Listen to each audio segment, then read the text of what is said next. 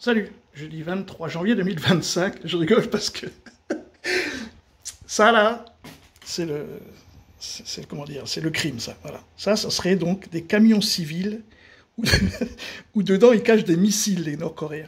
On n'est plus à Gaza là, non, on n'est plus au Hezbollah, non, c'est fini là, non, en Corée du Nord, je me trompe justement, oui c'est ça, c'est Corée du Nord, et donc ça serait un camion civil qui cacherait des missiles. Alors bon, attention. Service ukrainien, regardez, c'est cette image qui serait caractéristique de l'arrivée, plus que caractéristique, ce serait l'arrivée de certains missiles nord-coréens. On parle quand même du continent européen, le cœur du continent européen, et ça c'est la version filmée en 2023 de ces mêmes camions transporteurs de... Bon, ça là, ils appellent ça des missiles, tu vois. Ça, c'est des roquettes, c'est le Kachuka version nord-coréen. Bon, voilà, il n'y a pas de missiles dans des camions si petits. C'est un truc de fou. En fait, ce monde post-intelligence me fascine. Hein. Maintenant, la télé, enfin, en tout cas, LCI, là, pour le coup, c'est un déversoir de mensonges, quoi. Je sais même plus si c'est de la propagande, en fait. Hein. C'est des mensonges, c'est n'importe quoi. Mais on a le droit. J'espère que je ne vais pas me faire censurer par YouTube. Missiles.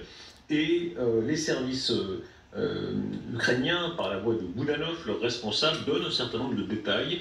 150 missiles balistiques à courte portée, plus évidemment, ça c'est un peu plus courant, les canons d'artillerie automoteurs, les systèmes de lance-roquettes. Qu'est-ce qui se passe là? C'est ça, lance-roquettes qu'on vient de voir. Votre première réaction à ça? La réaction, c'est qu'on sait que, contrairement à ce qu'il dit, Vladimir Poutine a un besoin d'armement considérable.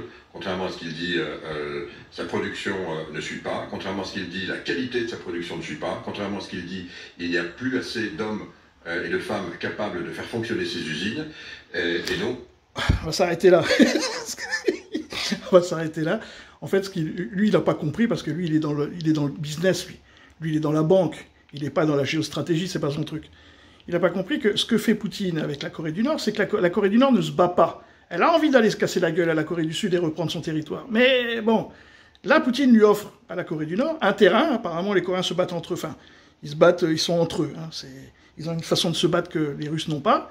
Donc les Russes leur ont donné un terrain, c'est Kursk. Ils s'entraînent. Donc il leur faut leur propre matos.